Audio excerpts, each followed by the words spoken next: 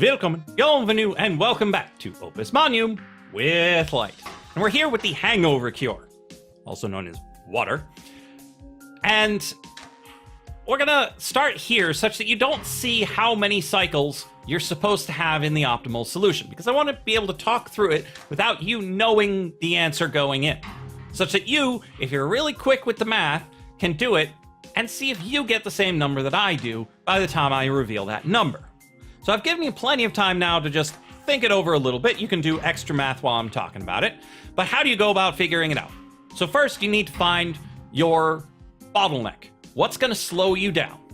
And then find the amount of effect that bottleneck has on you. So in this case, we have 1 reagent, 3 in the output though, which means you need 3 productions per product. So 1, 2, 3. Well, it takes 2 cycles for each production, so that's 6 cycles per product. There are 6 products. So that's an absolute minimum of 36 just to produce enough materials. 36. But then you have to process them. So you have to figure out of the things that you need to do to them, which ones can you do at the same time? And how much of it can you do? And what needs to be done? So we need to do 2 bonds and 2 salts. Well, you can salt and salt at the same time. No problem. You can bond and you can bond at the same time. And we've got a multi-bonder right down here. Not a problem. You could salt and bond at the same time, so long as you're not bonding what you're salting.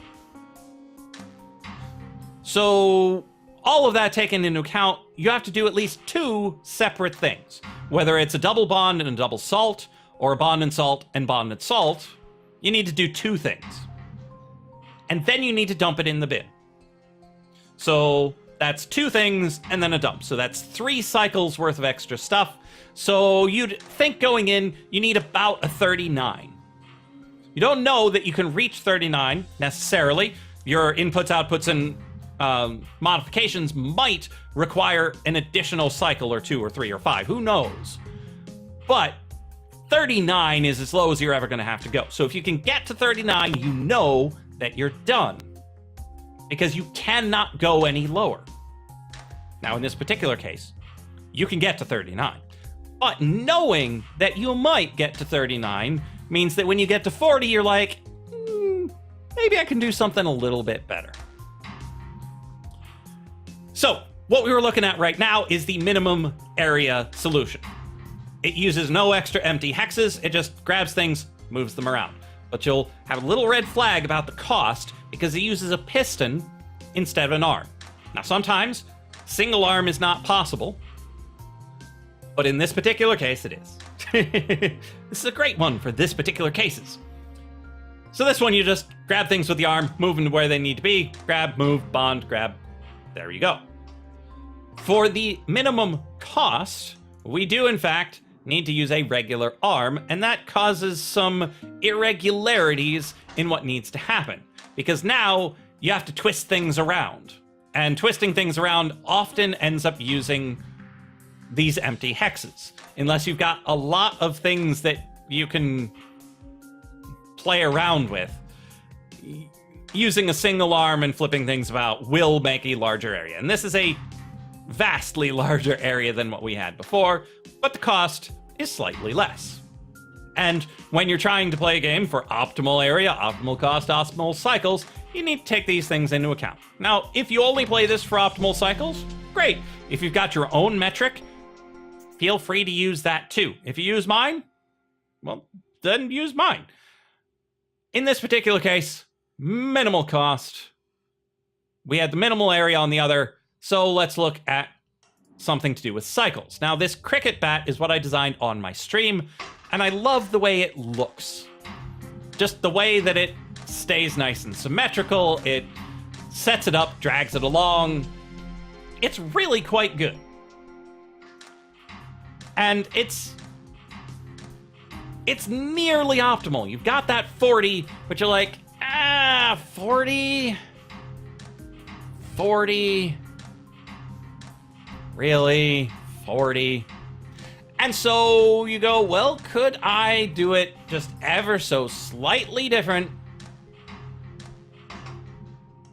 and do it better?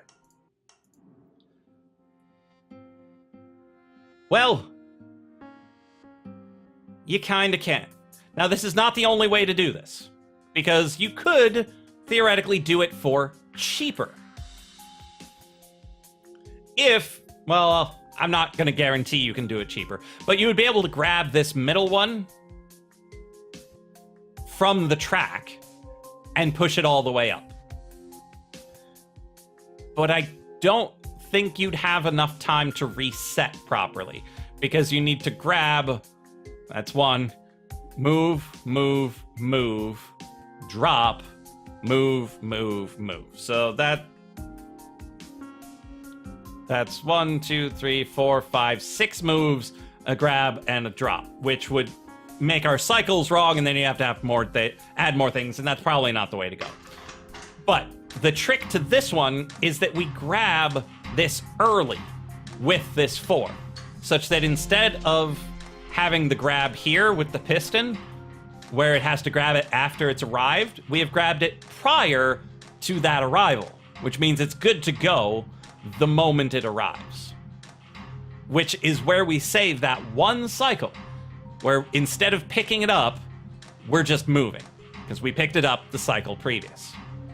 And we got to our predicted 39, which we know is optimal, so we don't have to work on this for any fewer cycles, but we saw that thing and we're like, ooh, could we do this even better if, say, we use slightly different track and arm combinations? Could we do it better, this, that, or the other?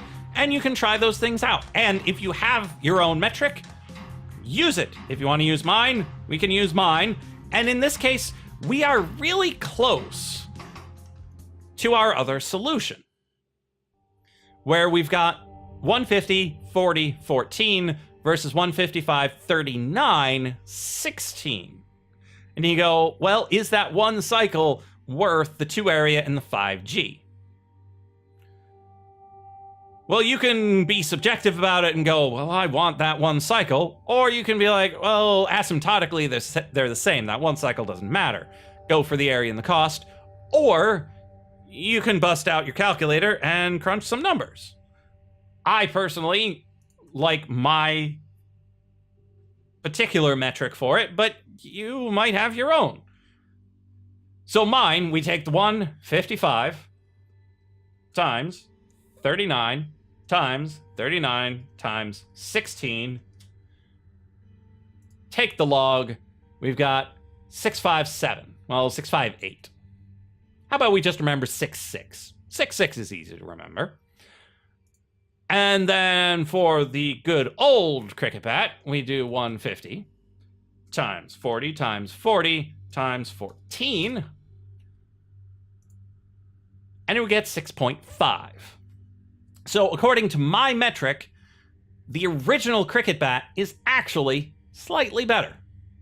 Not a whole lot, but slightly better on a reasonable thing that you have some reason to trust. And it's not wholly subjective. It's just mostly mostly subjective. Did I say suggestive the first time? Who knows? You know, because you were listening, and you can rewind it to find out. So on my metric, the original cricket bat is better. On the leaderboards, the cricket on rails is faster. And you've got pineapple with minimum area and clap with minimum cost.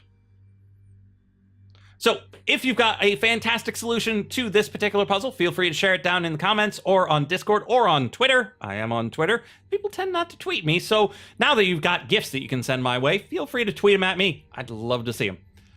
Either way, it's the end of this episode. I will see you in the next episode of Opus Magnum with Lyte.